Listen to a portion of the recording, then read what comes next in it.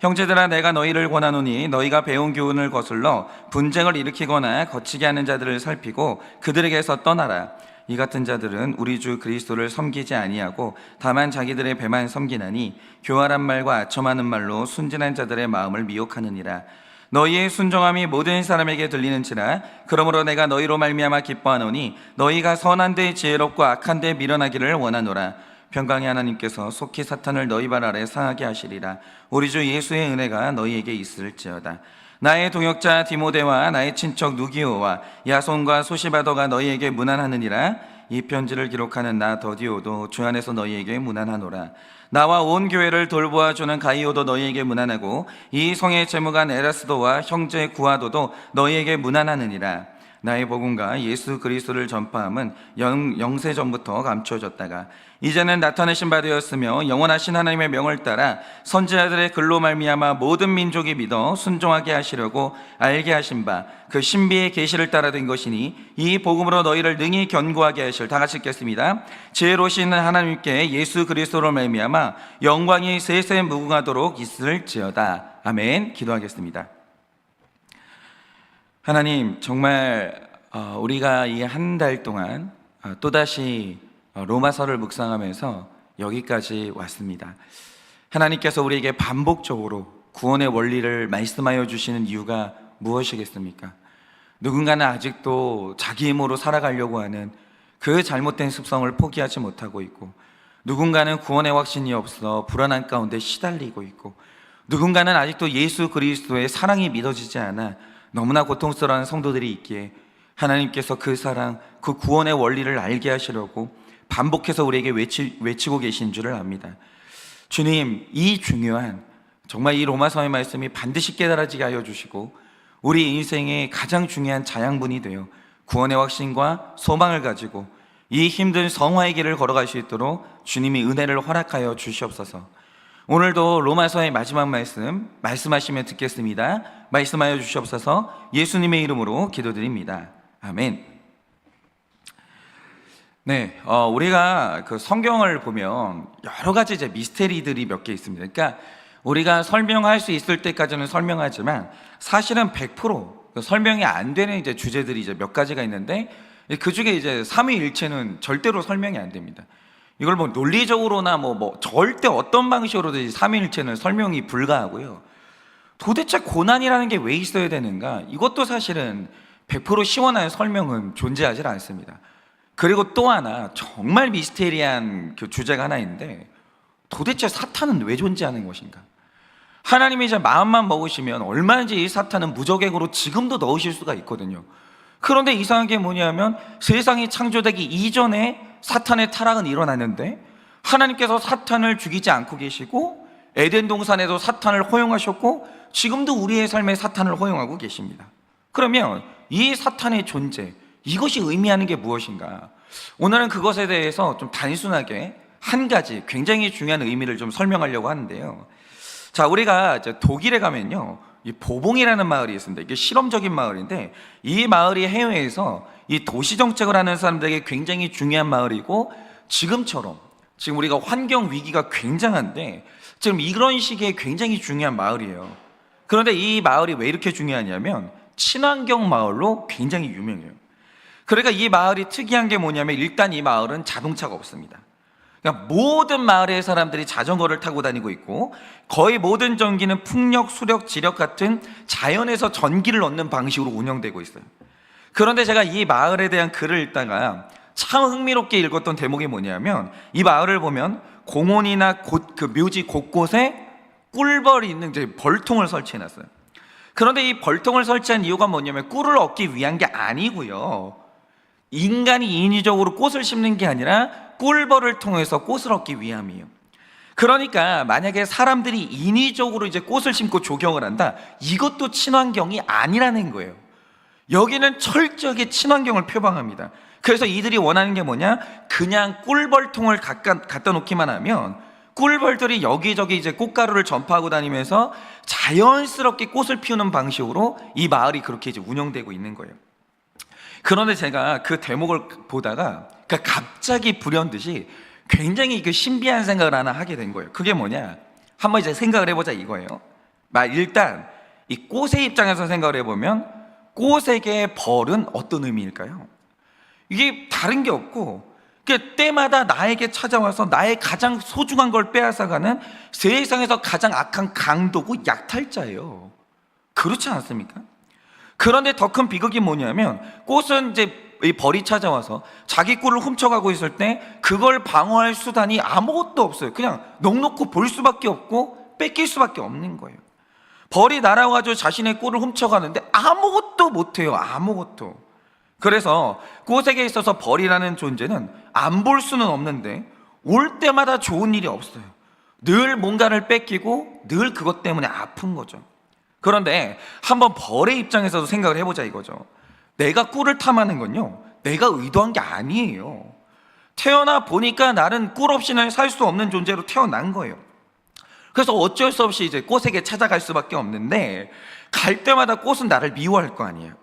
그러니까 벌도요, 욕 안 먹고 다른 방식으로 살 수 있으면 너무 좋아요. 아니 세상에 원망 듣는 걸 좋아하고 남이 나를 싫어하는데 그거 좋아할 사람이 누가 있겠어요. 그런데 나는 태어나기를 꿀이 없으면 살 수가 없는 존재로 태어난 거예요. 그래서 열심히 욕을 먹더라도 어쩔 수 없이 나는 꿀을 이제 가져갈 수밖에 없는 거죠. 근데 문제는 뭐냐? 이 벌이 열심히 일하죠. 꿀을 가져가요. 그런데 달콤한 꿀을 얻는데 대가가 없냐라고 하면 있어요. 꿀을 한창 먹고 나잖아요. 나오고 나면 온몸이 꽃가루로 더러워져 있는 거예요.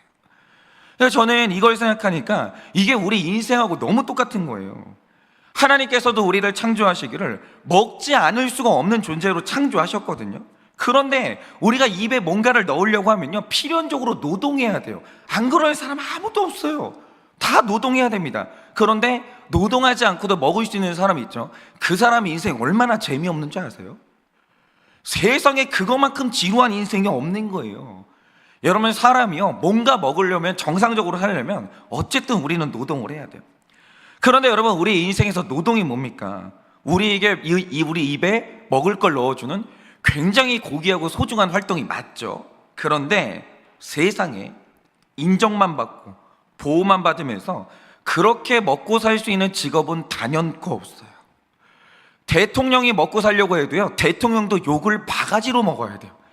온 세상한테 욕을 바가지로 먹어야 돼요.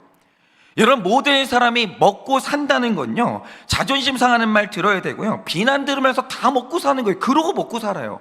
안 그러는 사람이 아무도 없어요. 여러분, 그리고 깨끗하게 아무것도 몸에 안 묻히고 우아하게 먹고 사는 사람이 있습니까? 여러분, 몸에 꽃가루 같은 더러운 오물 묻히지 않고 깨끗하게 벌어먹고 사는 사람이요, 아무도 없어요. 아무도 없는 거예요.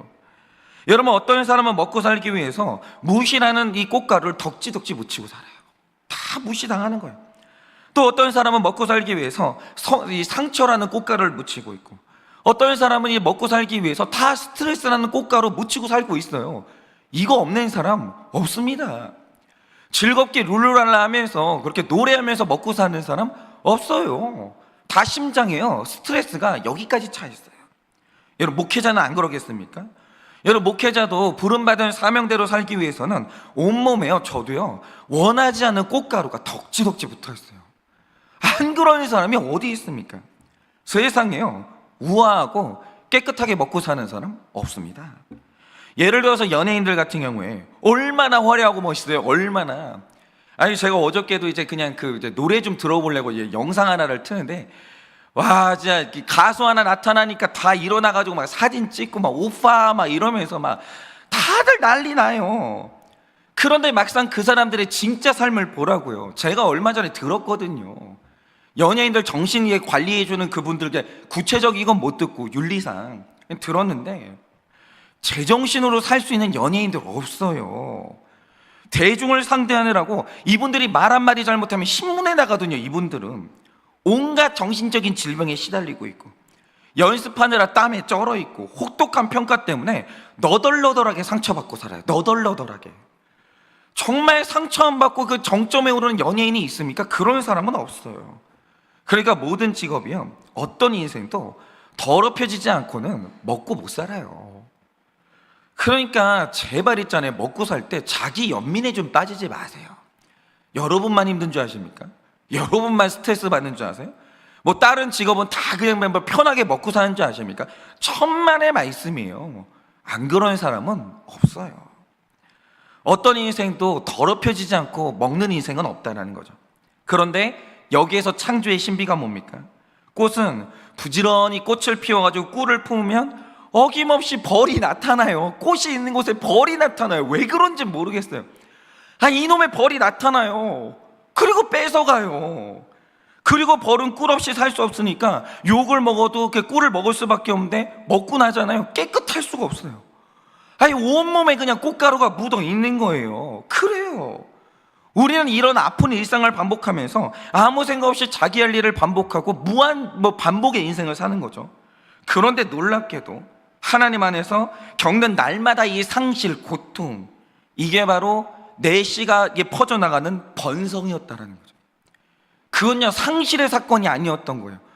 이 원수 같은 벌이 나타나가지고 내 꿀을 훔쳐가는 건요, 단순한 상실의 사건이 아니라 번성의 사건이더라는 거예요. 널리 내가 퍼지고 있는 거예요. 꿀벌에 묻은 그 많은 꽃가루는요, 알고 보니까 더러운 오문이 아니라 생명을 낳고 있는 씨였던 거예요. 그걸 몰랐던 거죠. 그러니까 이 꽃과 꿀벌이 매일 겪는 나의 상처와 고단하고 비굴한 일생은요, 지구의 생명을 유지하는 사역이었던 거예요. 서로는요, 원수인 줄 알았는데 서로에게 없으면 안 되는 너무 소중한 파트너였다라는 거죠. 원수가 아니에요. 파트너였던 거예요. 그래서 이 꿀벌은요, 자신에게 그런 의미가 있는지 몰랐지만 예전에 아인슈타인이 예언한 게 뭡니까? 세상에 꿀벌이 멸종하면 다음 멸종은 인간 차례라는 거예요. 왜요? 지구에서 꽃을 피우고 열매를 맺는 현화식물 번식 중에 80%를 꿀벌이 담당하고 있거든요. 그런데 꿀벌은 먹고 살기 위해서 내가 받는 스트레스와 내 몸에 묻는 오물이 지구의 생명을 유지하고 있다는 사실을 알았냐고요. 그 오물이. 꿀벌은 그거 모르죠. 그러니까 오늘도 꿀벌은요, 그냥 이렇게 몸에 이제 꽃가루가 맞잖아요. 더러워. 그리고 스트레스를 받는 거예요. 이게 생명인데, 이게 사명인데 우리는 그 의미를 해석하지 못하잖아요. 스트레스일 뿐이에요. 그래서 온 땅의 섭리는요, 하나님 안에서 어떤 비극도, 내가 받는 어떤 고난도, 내가 만나는 어떤 원수도, 나에게 주어진 어떤 비루한 일이라 할지라도 합력하여 선을 이루지 않는 것은 아무것도 없는 거예요. 아무것도 없다라는 거죠. 여러분, 해석하지 않잖아요. 다 비극이에요. 다 오물이고. 해석되잖아요. 생명인 거예요. 열매인 거예요. 파트너인 거예요. 여러분, 근데 이런 관점에서 오늘 말씀을 보면 이걸 깨닫게 되는 거죠. 여러분이 17절부터 이제 보면요, 사도 바울은 편지를 마치면서 당부 하나를 하는데 그게 뭡니까? 자, 너희 교회에 앞으로 분쟁을 일으키거나 거치게 하는 자들에 대하여 이야기를 하는데, 이 말뜻을 간단히 말하자면 20절에 말하는 것처럼 교회에 사탄이 틈탄다, 이렇게 말해요. 이게 너무 재밌죠. 여러분, 교회를 하나님이 사탄이 틈타지 않게 지켜주시면 안 돼요? 그런데 여러분, 제가 하나 여쭤볼게요. 이 세상에 존재하는 교회 중에 사탄이 문 열고 들어오지 않는 교회가 있어요? 그런 교회 경험해 본 적 있으세요? 저는 없었어요. 저는 없었어요. 아무리 건강하고 아무리 대단한 목회자가 버티고 있는 교회라 할지라도, 기라성 같은 성도들이 버티고 있는 교회라 할지라도 사탄이 틈타지 않는 교회는 없었어요. 저는 그랬어요. 여러분, 믿음 좋은 사람 중에 시험 안 드는 사람 있었어요? 여러분이 아무리 믿음 좋아도요, 제가 알고 있는 기라성 같은 목사님들도요, 인생에서 수시로 시험 들어요. 심지어는 예수님도 사탄이 틈탔어요. 예수님한테 사탄이 틈타는데 사탄이 틈타지 않는 사람이 어디 있냐고요. 그런데 여러분, 이게 학자들마다 이견 없이 말하는 게 뭐냐면, 지금 사탄이 틈타는 이 일은, 대적자가 일어나는 이 일은 로마 교회 안에 현재 일어난 일이 아니에요. 로마 교회 안에 이단이 침투한 상황도 아니고 다른 복음을 전하는 이단이 온 게 아니에요. 그런데 사도 바울이 말하는 게 뭐냐? 바울은 말하기를 반드시 그들이 너희 인생에, 너희 교회에 나타난다라는 거예요. 꽃의 인생에 꿀벌은 반드시 찾아오듯이 너희 인생에, 너희 교회에 사탄이 반드시 나타난다 예언해 주는 거예요. 그리고 반드시 로마 교회에 사탄이 너희를 뒤흔들게 된다 말하는 거죠. 그러니까 사탄이 오는 게, 교회가 있는 곳에 사탄이 오고 성도가 있는 곳에 사탄이 오는 것은 있을 수도 있고 없을 수도 있는 일이 아니라, 가정이 아니라 일어나는 일이에요. 이거 못 막아요. 아무도 못 막아요. 여러분이 가정에 반드시 사탄이 와요. 가정이 있는 한 사탄은 와요. 그런데 우리의 궁금증은 이거죠. 이게 다 하나님이 하시는 일인데 왜 하나님은 교회에 분쟁하는 자를 들여보내시고 왜 하나님은 교회에 거치는 자들을 허용하실까? 왜 하나님은 성도의 마음에 사탄이 뒤흔드는 걸 막지 않으시며 왜 우리 가정에 사탄이 침투하도록 내버려 두실까? 그러니까 우리의 소원은 그런 거잖아요. 교회라고 하면 세상에 유일하게 우리가 위로받을 수 있는 곳, 청정구역, 거기만 가면 근심 걱정 다 내려놓고 행복하게 웃을 수 있는 곳, 그런 곳이 교회가 되면 좋잖아요. 교회만 가면 좋은 사람들만 있는 거예요. 내가 거기만 가면 너무너무 위로를 받는 거예요. 그런 데가 교회가 되면 안 돼요? 그런데 하나님이 말씀하시는 게 뭐냐? 그럴 순 없다라는 거예요.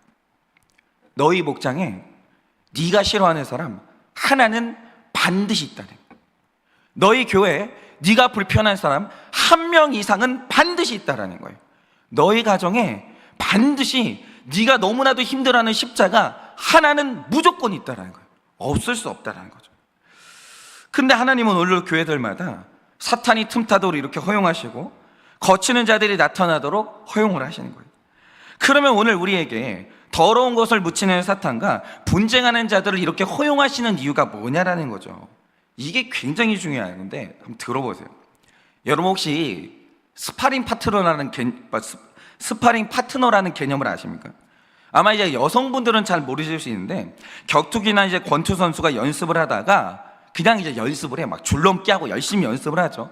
그런데 어느 날 대전 상대가 이제 결정이 될 때가 있어요. 내가 막 세계 챔피언 타이틀을 이제 도전할 때가 된 거예요. 그러면 누구나 다 시험 날짜와 상대가 정해졌으니까 이기고 싶을 거 아니에요.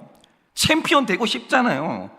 그런데 나도 프로지만 나와 상대하는 그 사람도 막강한 실력자라는 거죠. 프로예요. 그러면 이 시합의 승패가 어디에서 갈리는가? 특별히 권투 선수는요, 시합 날짜가 잡히면 엄청난 돈을 들여가지고 찾는 상대가 있어요. 그게 뭐냐면 스파링 파트너예요. 그런데 여러분, 스파링 파트너가 뭔지 아십니까? 본질이 이거예요. 나 두들겨 패는 사람이에요. 돈 주고요, 나를 두들겨 패는 사람을 찾아오는 거예요.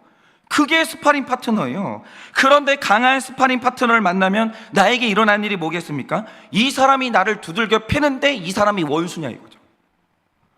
아니 우리 관장님이요, 내가 시험 날짜가 잡혔는데 너무 주먹이 센 사람을 데려와서 나를 막 두들겨 패는 거예요. 근데 중요한 게 이거예요. 이 사람 원수예요? 파트너예요?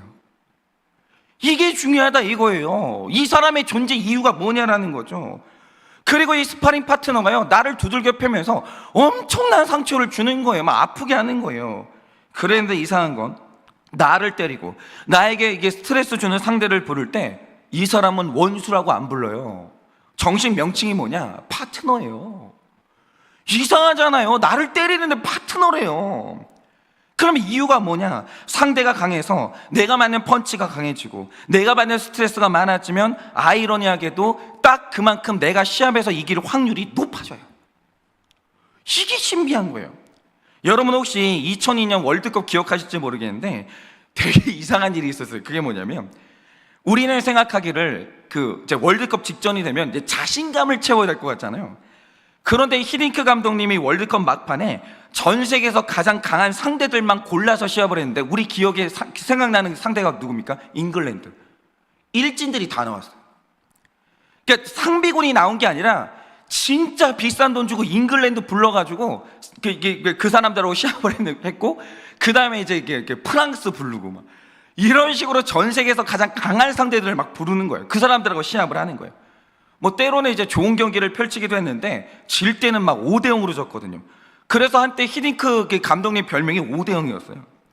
그런데 그때 히딩크 감독님이 한 말이 뭡니까? 한창 두들겨 맞고 있고 막 언론에서 난리가 났어요. 우리 월드컵 망했다 막. 아니 왜 이렇게 강한 상대들하고 만나가지고 맨날 지면서 선수들 자존감 떨어뜨리냐고, 망했다고, 이게 뭐냐고 난리가 났었어요. 그런데 그때 히딩크 감독이 한 말이 뭡니까? 우리는 강해지고 있다는 거예요. 우리는 강해지고 있다. 바로 이겁니다. 여러분, 하나님이 우리에게 강한 상대를 보내서 우리를 두들겨 팰 때가 있어요. 막 정신을 못 차리게 했는 거예요. 막 두들겨 패는 거예요. 그런데 오늘 하나님이 말씀하시는 게 뭐냐? 자, 너희 있는 곳에 사탄 나타나지? 너희 교회 대적자가 나타났지? 너희 가정에 시험이 들었지? 근데 그거 너 파트너야, 원수 아니야? 이러시는 거예요. 나를 죽이는 사람이 아니고요, 나를 성장을 위해 나타난 사람이고요, 나의 승리를 위해 나타난 사람이라는 거예요. 그런데 내가 승리하기 위해서 스파링 파트너를 보내서 하나님은 나를 때려야 되는 거예요. 그는 나와 분쟁하는 자요, 거치는 자지만 그 사람으로 인해서 우리는 언젠가 승리하는 거죠. 여러분, 바로 이겁니다. 그리스도 안에 있는 우리에게 왜 하나님이 사탄을 자꾸 보내시고, 우리 교회 진짜 평안했으면 좋겠는데, 우리 교회 정말 천국이었으면 좋겠는데 왜 그렇게 마음에 안 드는 사람 하나 보내시는지, 내 마음 찔러대는 사람 왜 하나 보내시는지 이유를 모르겠는 거예요. 이유를 뭐 잘못되고 있는 것 같은 거예요. 그런데 그거 하나님이 보내셨거든요. 왜 보내십니까? 원수 아니라는 거예요. 파트너라는 거예요. 하나님은 나를 망하게 하려고 그들을 보내시는 게 아니라 선한 데에 지혜롭고 악한 데 미련한 자로 성장시켜서 마침내 사탄을 이기는 자로 성장시키려고 그들을 스파링 파트너로 보내시는 거예요. 그래서 오늘 나의 이 성장과 성화를 위해서는 내 삶에 사탄은 있어야 되는 거예요. 절대로 없으면 안 되는 거예요. 우리 성화에 사탄은 필요해요. 내 가정과 교회와 공동체에 경쟁하는 자, 거치는 자, 나를 치는 자 있어야 되는 거예요. 그들은 원수 아니에요. 파트너예요. 제가 얼마 전에 아버지랑 예전에 대화를 하다 든 생각이 뭐냐면, 만약 우리 아버지가 목회자 자녀였다면 우리 아버지는 어떤 목회자가 됐을까? 저희 아버지는 근데 목회자 자녀가 아니에요. 저희 아버지 인생에는 목회적인 조언을 해주고, 아버지가 뭐 힘들다고 하면 그래 내가 그거 알아, 내가 경험해봤잖아, 이 길로 가면 돼, 이렇게 말해줄 수 있는 이 조언자가 저희 아버지 인생에는 없었어요. 저희 가정에서 유일하게 아버지 한 명이 목회자가 되셨기 때문에 저희 아버지가 물어볼 데가 없었어요. 수많은 시행착오를 겪으셨습니다. 그런데 그런 아버지에게 지금의 나처럼 한 세기를 살았던 목회자 아버지가 있었다면 우리 아버지는 분명히 다른 목사 됐을 거예요. 근데 제가 왜 그런 생각을 했냐면, 저는 아버지가 목회자였던 탓에 공짜로 얻은 신앙의 자산이 너무 많은 거예요. 공짜로 얻은 게 너무 많아요. 공짜로 얻은 경험이 너무 많아요. 아버지가 목회자라서.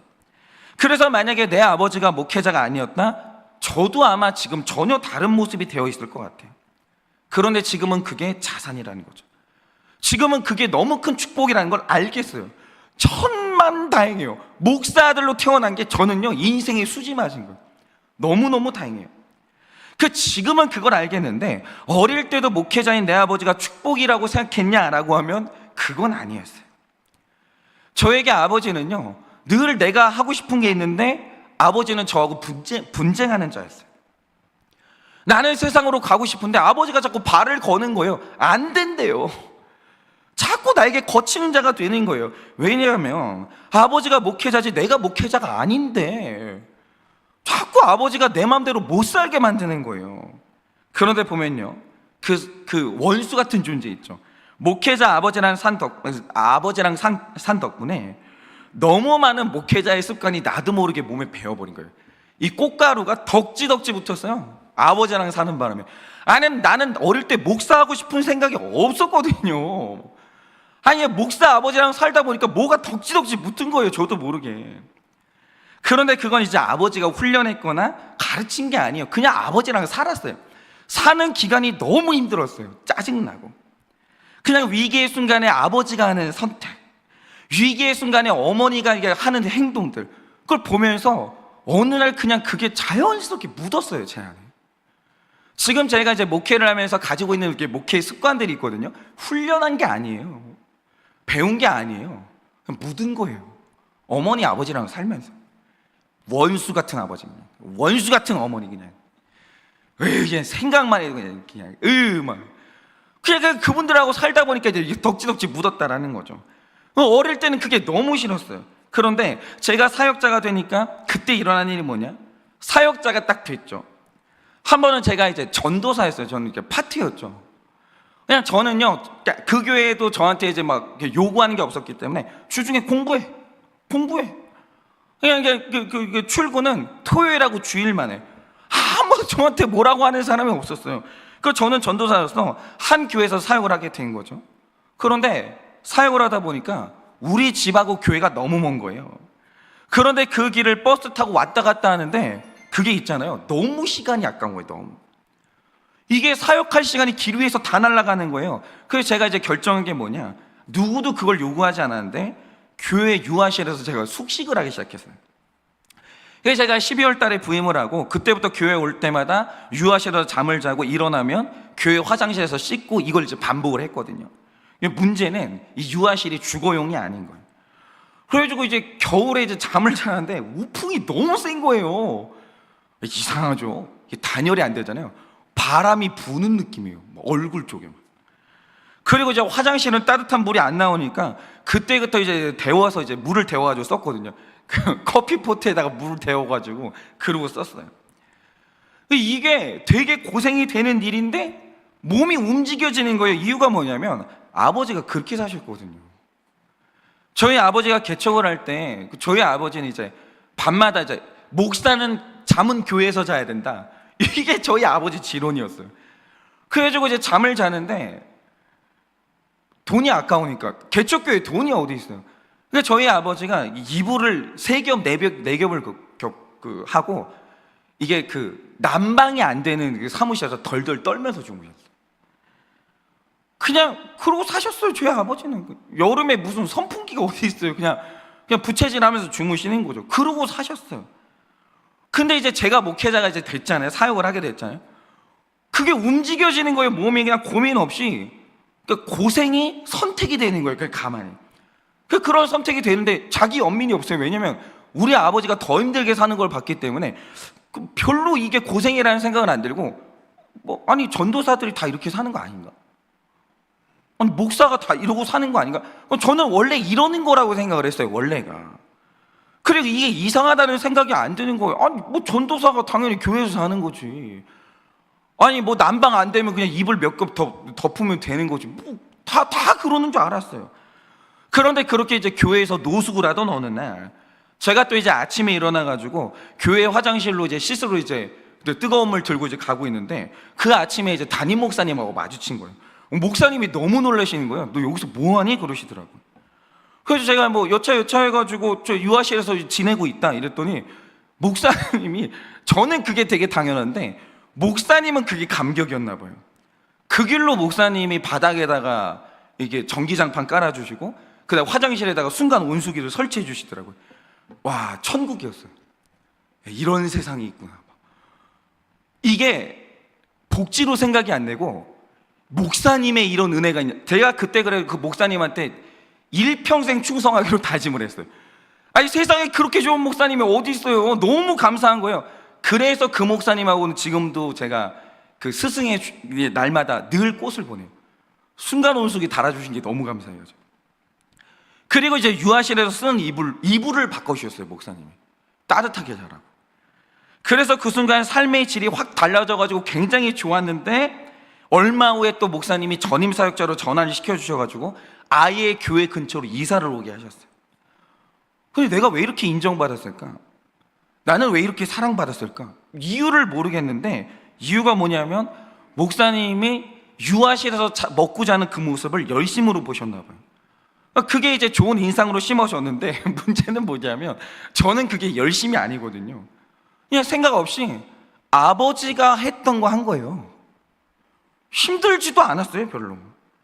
그런데 자녀도 돌보지 않고 교회에 계셨던 그 삶이 어릴 때 저에게는 오물이었고 거치는 것이었고 분쟁이고 너무너무 싫었어요. 그런데 나중에 그게 내 사역의 자산이 될 줄 꿈에도 몰랐어요. 꿈에도. 저는 한일교회에 왔을 때 남들이 볼 때는 한일교회에서 3년 차가 제 인생의 위기였거든요. 왜 위기였냐라고 하면 어쩔 수 없이 교회로서도 어쩔 수가 없었는데 그때 사례비가 저는 상당히 적었어요. 그래서 만약에 그때 제가 그 사례비로 삶을 버티지 못하거나, 만약에 그때 제 자신의 삶에 대해서 아내나 저나 만약에 제가 이제 그 자기 연민을 가졌다, 전 뛰쳐나갔을 거예요. 나 못 살겠다 이러면서 뛰쳐나갔죠. 근데 그때 아내나 저나 되게 이렇게 행복하게 살았어요. 왜냐? 그거보다 우리 아버지랑 살 때 더 적은 생활비로 살아봤거든요. 저는 솔직히 많았어요. 그것도 결국 부족하지 않았어요. 저희 어머니가 그거보다 훨씬 적은 걸로 주님께 드리고 이웃과 나누고, 가족도 아들이 셋이었어요. 5 식구가 사는 모습을 가르쳐 주셨기 때문에 그게 별로 안 힘들었어요. 자기 연민도 없었어요. 그냥 주시면, 그러니까 그게 당연했어요. 아니, 목사가 교회에서 주시면 그걸로 사는 거지, 못 살면 내 문제인 거고, 원래 하나님이 나에게 주시면 그걸로 사는 거지. 그게 우리 어머니가 그렇게 사셨거든요. 안 힘들었어요. 별로. 자기 연민도 없었어요. 그렇게 잘 살았어요. 어릴 때는 그 가난이 지긋지긋하게 싫었거든요. 그런데 그게 훈련이었을 줄이야. 그게 나로 하여금 한일교회 3년을 버티게 만들어주고 행복하게 사역하게 해주는 나의 원수가 아니라 파트너였을 줄이야. 몰랐죠. 그때는 몰랐죠. 저희 아버지가 저는 어릴 때 원수였는 줄 알았거든요. 지금 이제 그 목회를 하면서 너무 행복한 거예요. 근데 나는 이제 행복한 이유가 뭘까 생각을 해보니까 우리 아버지가 파트너였던 거예요. 나 하나 훈련시키려고, 나 행복하게 살으라고, 저를요 행복한 목회자가 되라고 아버지가 저를 어릴 때 그렇게 훈련시켜 주신 거예요. 그게 지금은요 너무 감사해요. 그 아버지의 훈련이 없었으면 난 도대체 어떤 목회자가 됐을까? 이렇게 좋은 목회, 교회에서 목회를 하면서 감사한 것도 모르고 날마다 불평하는 사람 됐지 않았을까? 제 성향은 아마 그럴 것 같아요. 그래서 있잖아요, 좋은 부모, 나쁜 부모가 없어요. 나를 예수 믿게 해주고 나를 거룩하게 될 수 있도록 훈련시켜주는 부모 있죠. 최고의 부모인 거예요. 최고의 부모. 가난이 왜 재앙이에요? 가난이 왜 원수예요? 천만의 말씀이에요. 가난은요 오늘 나로 하여금 세상 모든 것을 만족하고 살게 해주는 최고의 파트너예요. 모르시는 말씀. 여러분이 자녀들한테 결핍 없는 삶을 줘보세요. 얘들은요 앞으로 만족이 없어요. 그거 아십니까? 아무리 많이 가져도요 얘들이 만족이 없어요. 왜냐? 좋은 걸 어릴 때 미리 너무 누렸거든요. 그 인생은요 만족이 없는 거예요. 결핍이 최고예요. 여러분 결핍을 두려워하지 마시라는 거예요. 여러분 오늘 우리는 로마서 묵상이 끝납니다. 여러분 어떠십니까? 여러분 삶에 하나님이 분명히 보내시거든요. 사탄도 보내요. 분쟁하는 사람도 보내고 거치는 사람도 보내요. 가난도 보냅니다. 그런데 그는 내 삶의 저주요 내 적이 아니라는 거예요. 여러분 원수 아니에요. 오늘 이 로마서가 마지막으로 우리에게 하는 말씀이 뭐냐? 사탄은 너의 파트너라는 거예요. 너 성질 건드리는 사람이 있지, 너 힘들게 하는 사람이 있지, 가정에도 있고 목장에도 있고 교회에도 있지. 근데 그거 네 원수 아니야. 내가 너에게 보내준 파트너야. 그러시는 거예요. 있어야 되는 존재라는 거예요. 그러니 오늘 내 삶에 만난 나와 분쟁하는 그 사람은요 나를 강한 거룩의 사람으로 만들어주는 세상에서 제일 고마운 사람임을 해석하셔서 훈련받으세요. 욕 좀 그만하시고 원망 좀 그만하시고 그만 싸우시고 훈련받으세요. 그를 통해 선한 데는 지혜롭고 악한 데는 미련한 자로 거듭나세요. 그래서 언젠가 여러분 정말 멋있는 거룩의 사람으로 정말 일어서시고 인생 모든 것을 내가 다 감사함으로 받을 수 있는 넉넉한 사람으로 훈련되는 여러분 되시기를 예수님의 이름으로 축원을 드립니다. 이 시간에 제가 오늘 수요일이니까 적용 질문 드립니다. 나를 가장 힘들게 했던 과거의 사람이나 환경은 무엇이었습니까? 나를 가장 힘들게 했던 과거의 사람이나 환경은 무엇이었습니까? 힘든 사람과 환경을 통해 얻은 유익 혹은 상처는 무엇입니까? 힘든 사람과 환경을 통해 얻은 유익 혹은 환경은 무엇입니까? 유익만 나누는 게 아니라 상처도 나누세요. 둘 다 이제 나누어 보시면 좋겠고요. 그러면 최근 나를 힘들게 하는 사람 혹은 환경은 무엇입니까? 최근 나를 가장 힘들게 하는 것은 뭘까요? 그것이 나를 훈련시키는 파트너임이 깨달아지십니까? 그것이 나를 훈련시키는 파트너임이 깨달아지십니까? 자, 기도하고 축도함으로 마치겠습니다. 기도하겠습니다. 하나님, 감사합니다. 어릴 때는 가장 싫고 힘들었던 그것들이 오늘날 나를 하루라도 이렇게 살게 해주고 나로 하여금 감사하며 행복하게 살게 해주는 정말 훌륭한 스파링 파트너였음을 이제 알게 됩니다. 저는 제 삶의 가난이 오물인 줄 알았습니다. 제 삶에 저의 욕구를 막아서는 어머니와 아버지가 제 원수인 줄 알았습니다. 그런데 알고 보니까 그 어머니 아버지는 은인이고 제 삶에 덕지덕지 붙어 있었던 그 가난의 상처는 저로 하여금 오늘을 살게 해주는 가장 큰 능력임을 이제서야 깨닫습니다. 그리스도 예수 안에서 나쁜 것은 없습니다. 그리스도 예수 안에서 모든 것은 합력하여 선을 이루는 좋은 것입니다. 그러니 주님, 오늘 우리의 삶에 꽃가루처럼 더러운 것들이 묻어지고 또 오늘 내 삶에 나를 두들겨 패고 힘들게 하는 원수가 나타났다면 그것이 나의 생명이요 그 사람이 나의 파트너인 것을 깨달아 오늘도 감사함으로 훈련받고 해석받아 이 거룩의 삶을 잘 살 수 있도록 주님이 은혜를 허락하여 주시옵소서. 지금은 우리 주 예수 그리스도의 은혜와 하나님 아버지의 그 크신 사랑과 성령님의 위로하시고 교통하여 주시는 그 역사하심이 오늘도 나의 삶에 만난 그 원수와 거치는 사람들이 하나님 그들이 나의 대적자가 아니라 파트너임을 깨달아 오늘도 그들과 함께 거룩으로 훈련받기를 원하는 사랑하는 주의 모든 종들의 머리 위에 지금으로부터 영원 무궁토록 함께 있을지어다. 아멘.